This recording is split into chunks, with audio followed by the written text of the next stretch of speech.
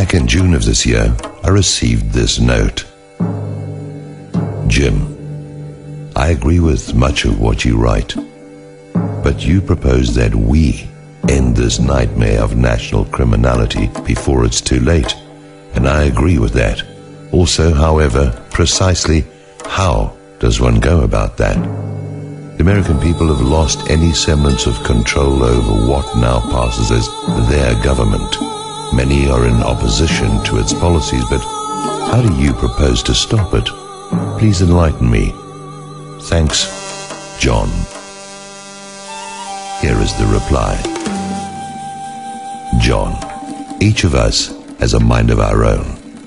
We have brains that are extremely capable of creative thought, and most of us have a mouth that can pronounce the words, no, never, not in this lifetime, and lots of other phrases that express extreme displeasure with whatever is being dictated to us.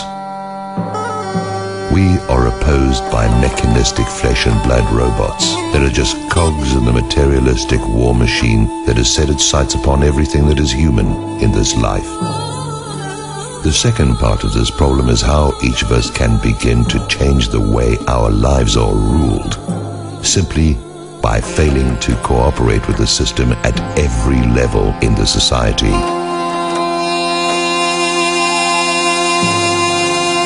Whenever any government agency says you're required to do this, each of us is, in theory, capable of saying no.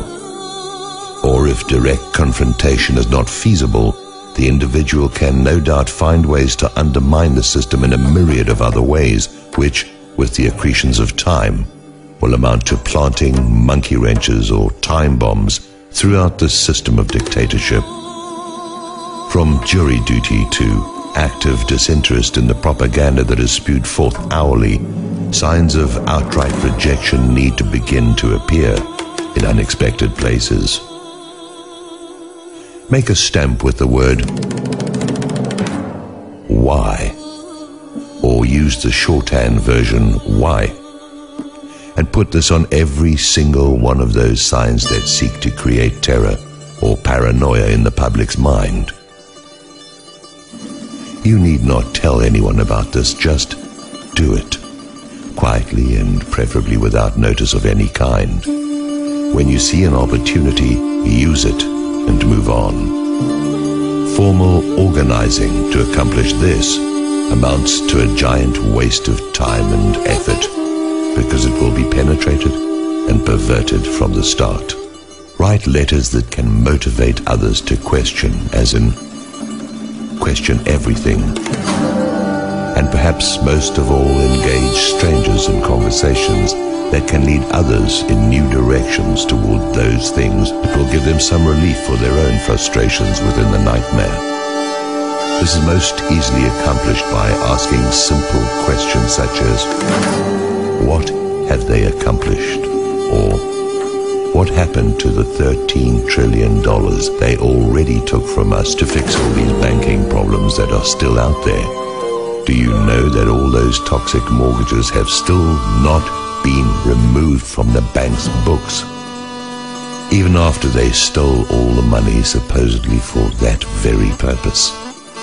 Or you might want to question why they threatened to shut down the government back in September of '08, which resulted in 5 separate trips to the Fed and the Treasury, which gained the $13 trillion for them, but left us with no credit relief, no possibility for a turnaround in the economy, and an increase of job losses, bankruptcies, and major increases in the power of the fascist state to continue to dictate terms, unchallenged at any level by either the courts or the Congress that are both there to supposedly protect us all.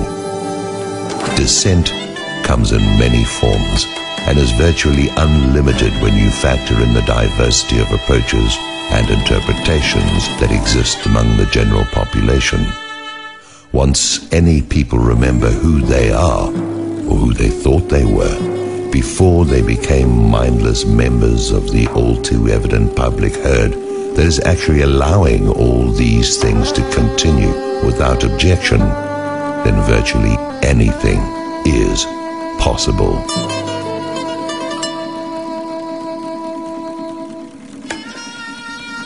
My job as a person is to remind people of the things that are too often overlooked when one knows anything about history or current events in any useful detail. I'm just one flawed guy with opinions and questions that need answers. If you multiply me by the number of others that feel the same way, then we outnumber them 10,000 times over. And yet we seem to choose inaction over risk at every opportunity. Nothing in this life is certain except change, which is ever present.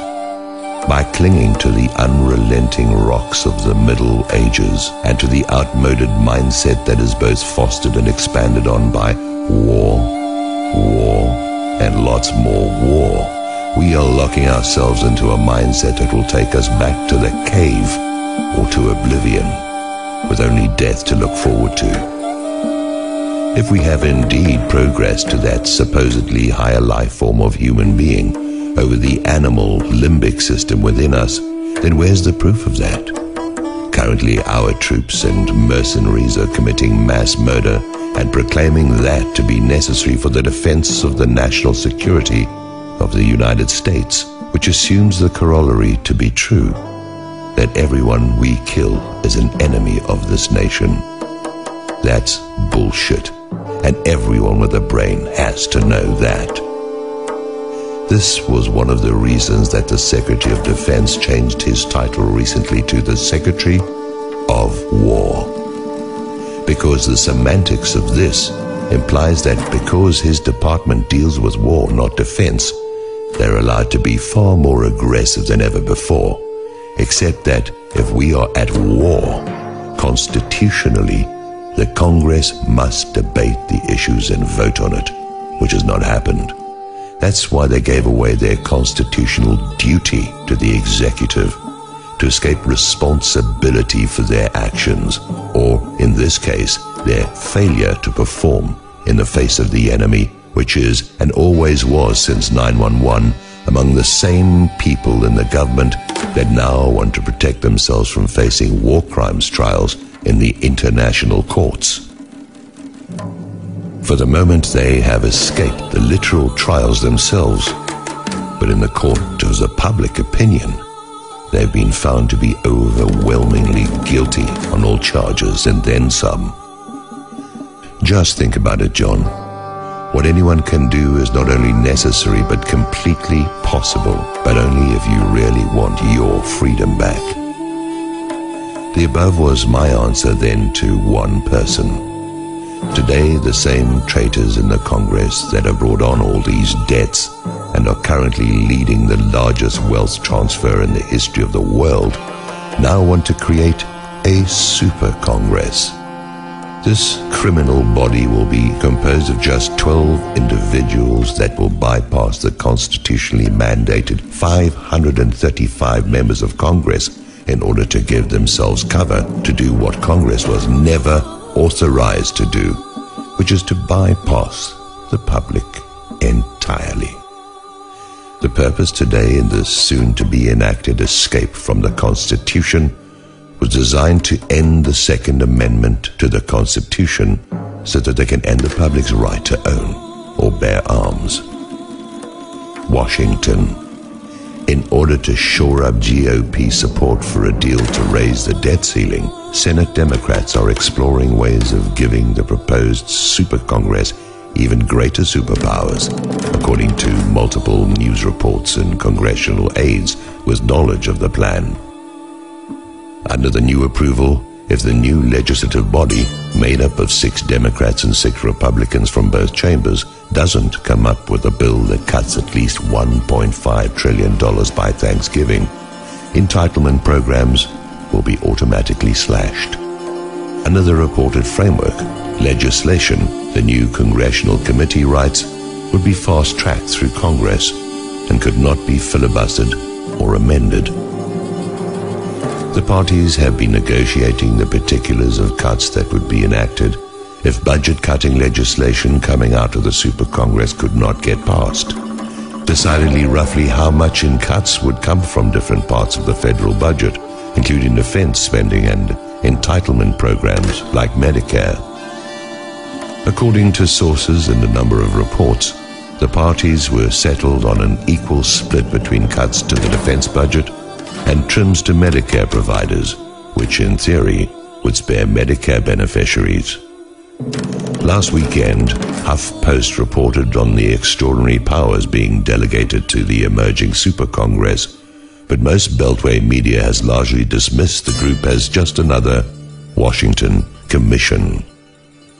On Sunday, Senate Minority Leader Mitch McConnell and his counterpart Majority Leader Harry Reid sought to disabuse everyone of that notion. The Joint Committee, there are no constraints, Reid said on the Senate floor.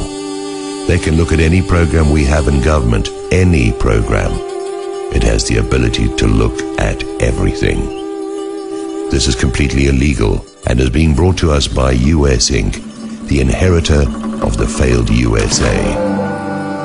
Fight this creeping cancer with everything you can think of, and do it before this criminally conceived parasite corporation is able to pull off this last step in ending our way of life.